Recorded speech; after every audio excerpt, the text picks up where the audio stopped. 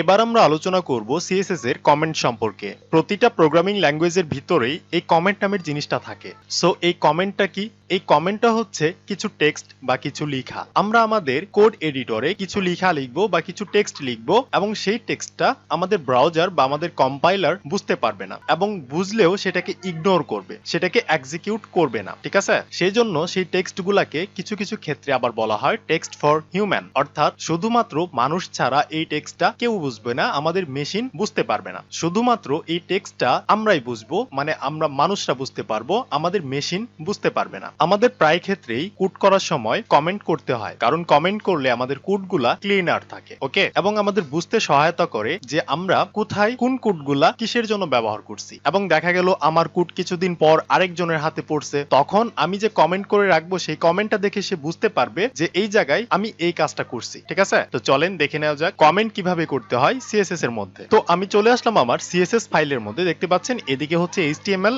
এবং এদিকে হচ্ছে সিএসএস ফাইলটা, তাই না? তো সিএসএস এর মধ্যে কমেন্ট কিভাবে করতে হয়, আমি চলে গেলাম উপরে, এবং উপরে এখানে গিয়ে আমি যে কাজটা করব সেটা হচ্ছে একটা স্ল্যাশ দিব। কি দিব? স্ল্যাশ। তারপর হচ্ছে একটা স্টার মার্ক দিব।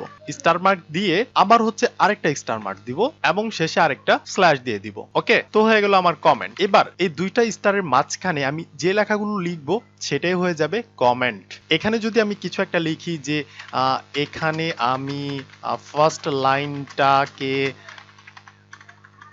রেড কালার করছি, ওকে, এভাবে লেখা উচিত না, যেহেতু আমাদের ইংলিশে লিখতে হবে। আমি জাস্ট আপনাদের বোঝানোর জন্য এই কাজটা করলাম। সো এবার দেখতে পাচ্ছেন এই লেখাটার কালার কিন্তু একটু চেঞ্জ হয়ে গেছে, গ্রিন কালার হয়ে গেছে, তাই না? তো এটা হয়ে গেছে আমাদের কমেন্ট। এবার আমি যদি এই কোডটাকে আমাদের ব্রাউজারে এক্সিকিউট করি বা আমাদের মেশিনে চালাই, তাহলে কিন্তু এই লেখাটুক এক্সিকিউট হবে না। আশা করি বোঝাতে পারছি যে এই কমেন্ট লেখাটুকুকে আমাদের মেশিন এক্সিকিউট করবে না, আমাদের ব্রাউজার এক্সিকিউট করবে না। That's it. তো কমেন্ট কিভাবে করতে হয়? প্রথমে আপনাকে একটা স্ল্যাশ দিতে হবে, তারপর হচ্ছে স্টার মার্ক দিতে হবে এবং আরেকটা স্টার মার্ক দিতে হবে এবং আরেকটা স্ল্যাশ দিতে হবে। এবার আপনি যা লিখতে চাচ্ছেন সেটা এটার মাঝখানে আপনি লিখতে পারেন, যে এখানে আমি ইটালিক করছি। আপনি চাইলে এক লাইনে না লিখে মাল্টিপল লাইনও লিখতে পারেন। তো দেখেন আমি ইন্টার মারলাম, ইন্টার মেরে এখানে আমি চাইলে লিখতে পারি এখন যে হাবি জাবি কিছু একটা লিখতে পারি। ওকে, এটাও হয়ে গেছে কমেন্ট। এই সম্পূর্ণ লেখাটুকুকে আমাদের ব্রাউজার বা আমাদের মেশিন এক্সিকিউট করবে না।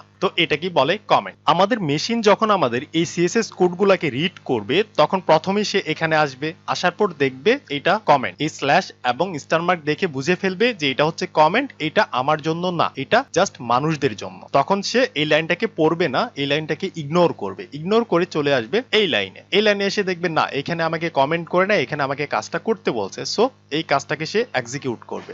আপনি চাইলে এটার পাশেও কমেন্ট করতে পারেন, এই যে এখানে আপনি একটা স্ল্যাশ স্টার মার্ক দিতে পারেন দুইটা, তারপর হচ্ছে আরেকটা স্ল্যাশ দিবেন, দিয়ে এটার মাঝখানে আপনি বলে দিতে পারেন যে কালার রেড। এখানে আমরা কালার রেড করছি। যখন এই কোডগুলা অন্য কোনো ডেভেলপারের কাছে যাবে তখন সে সহজেই বুঝতে পারবে যে এখানে আমরা কি কাজটা করছি, তাই না? এই জন্যই আমাদের কমেন্টের প্রয়োজন পড়ে। আপনি আবার চাইলে আরেকভাবে কমেন্ট করতে পারেন, সেটা হচ্ছে ধরেন এই যে এই লাইনটাকে আমাদের আর দরকার নাই, সো এই লাইনটাকে আমরা কমেন্ট করব, এই যে জাস্ট এই লাইনটাকে। ওকে, তো আমরা কি করব, আমাদের কার্সরটা যে আছে, এই যে কার্সরটা এখানে ক্লিক করে আমরা আমাদের কন্ট্রোল কিবোর্ডের কন্ট্রোল চাপ দিয়ে ধরে রেখে স্ল্যাশে একটা ক্লিক করব। দেখেন অটোমেটিক কিন্তু আমাদের একটা কমেন্ট হয়ে গেছে, এই লেখাটা কিন্তু গ্রিন কালার হয়ে গেছে। সো এই লেখাটুকুকে আমাদের ব্রাউজার এক্সিকিউট করবে না।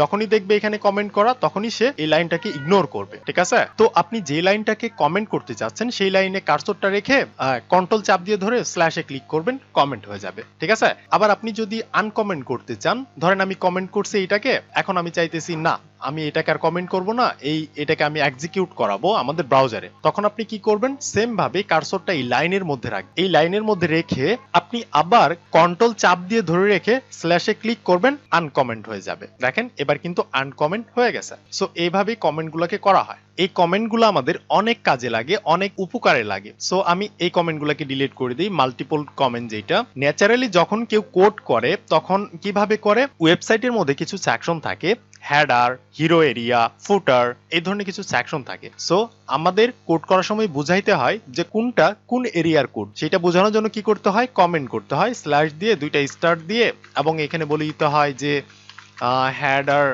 পার্ট ইজ স্টার্ট, মানে এখান থেকে আমাদের সিএসএস এর হেডারের কোডগুলা স্টার্ট হয়েছে এবং ধরেন এখানে গিয়ে শেষ হয়েছে। সো এখানে আপনি বলে দিতে পারেন কমেন্ট করে যে হেডার পার্ট ইজ ফিনিশড, ঠিক আছে।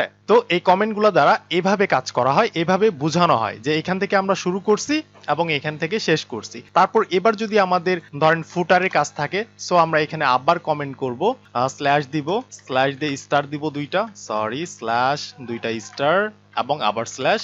তো এখান থেকে আমরা বলতে পারি যে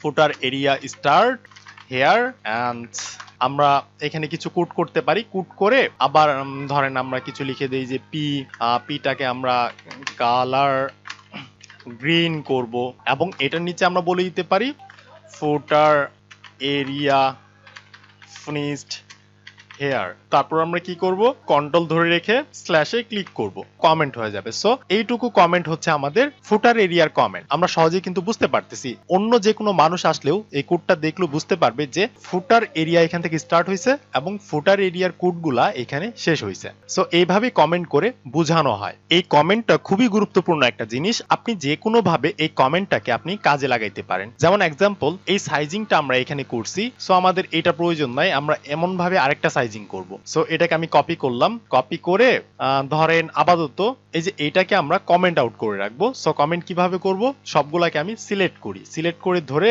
কন্ট্রোল চাপ দিয়ে ধরে রেখে স্ল্যাশে ক্লিক করব, এটা আমাদের মাল্টিপল কমেন্ট হয়ে গেল। সো এবার আমরা এটাকে ব্রাউজারে দেখাবো না, এবার আমরা দেখাবো কোনটাকে, এটাকে আমরা ফন্ট সাইজ 30 পিক্সেল করছিলাম, এখানে আমি 50 পিক্সেল করে দিয়ে দেখলাম, জাস্ট আউটপুটটা দেখলাম।